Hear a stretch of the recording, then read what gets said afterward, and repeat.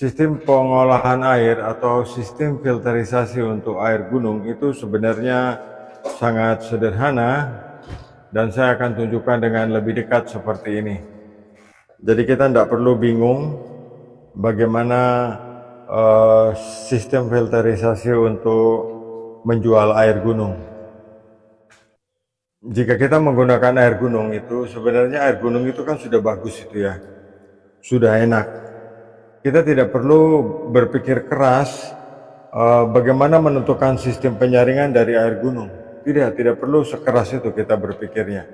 Jadi kita harus berpikir lebih sederhana, karena air gunung itu tidak kita apa-apakan saja ya, tidak usah kita kasih macam-macam. Begitu truk datang masuk di tandon penampungan kita cicipi air itu sudah enak.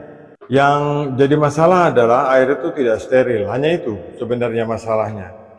Jadi kalau kita menggunakan air gunung, kita tidak perlu pakai filter yang membuat kita pusing, kita stres, apalagi dengan mencantumkan filter-filter yang begitu banyak. Itu sebenarnya tidak perlu.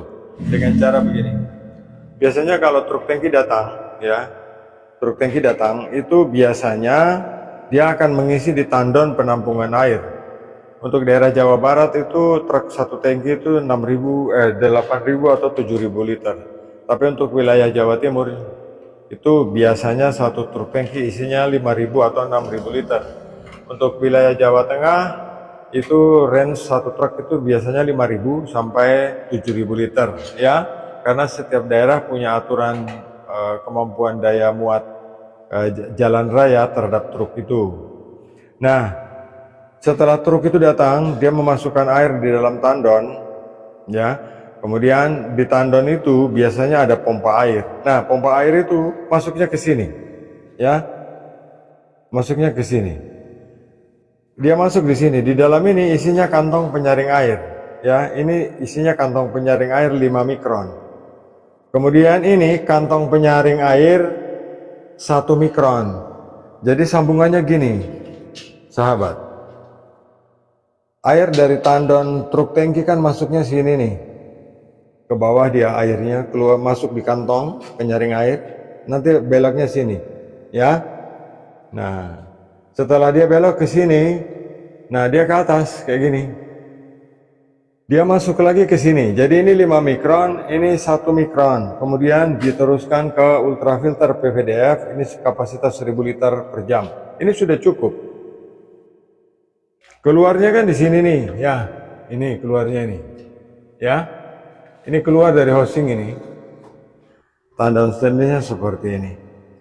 Kenapa harus tandon stainless? Karena tandon stainless ini membuat rasa air lebih enak, tidak mengubah struktur air, dan membuat air itu lebih enak, lebih segar. Di bagian bawah, nanti kita pasangi pompa air, dan pompa airnya sudah saya lengketkan di sini.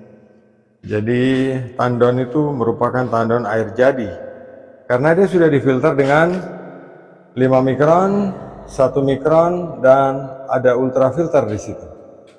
Kemudian airnya dari tandon tadi itu akan masuk ke pompa air ini. Nah, pompa air ini lubangnya kan di sana nih, ya. Air masuk kemudian naik ke atas. Nah, dia ke sini. Ini CTO. CTO ini tujuannya hanya untuk menjaga jangan sampai ada semut atau kotoran-kotoran yang tidak sengaja masuk ke dalam tandon. Dari tandon stainless, ya. Kemudian ke CTO, saya putar ke belakang.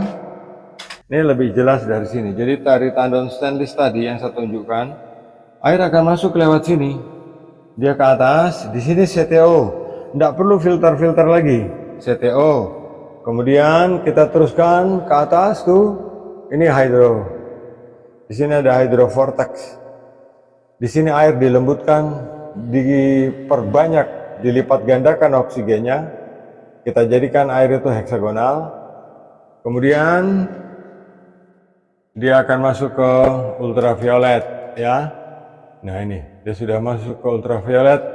Nah, dari sambungan ultraviolet ini keluarnya, di sini saya menggunakan KSH karena KSH ini sudah UVC. Nah, kemudian keluar ke 3 pancuran, 1, 2, 3, ya. Nah, sahabat, seperti itu. Saya sudah pernah streaming yang lalu saya katakan bahwa jika kita menggunakan 3 keran, kita harus menggunakan 2 ultraviolet, jadi tidak boleh 1. Karena E. coli tidak bisa mati kalau hanya dengan 1 ultraviolet.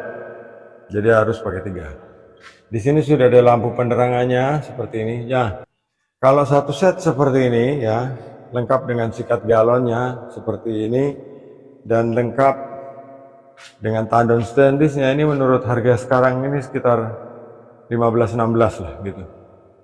Ya, karena tandon itu dulu itu 1.800.000, tapi sekarang tandon itu bukan main ya, 3 jutaan. Jadi semuanya naik-naik ke puncak gunung.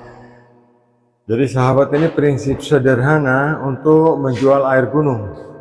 Jadi sahabat jangan disibukkan dengan filter-filter. Satu hal yang harus sahabat camkan adalah, ya, saya putar dulu kamera supaya mukaku kelihatan. Yang perlu sahabat pertimbangkan adalah ketika kita menjual air dari sumber air gunung, semakin banyak filter kita gunakan, semakin kacau rasa airnya. Air yang sudah seharusnya bagus, kita tambahi dengan bermacam-macam masalah, akhirnya air itu akan bertambah masalah. Ya, tetapi kalau air gunung kita saring dengan penyaringan sederhana, kita jual airnya, kesegarannya tetap terjaga. Prinsipnya di situ.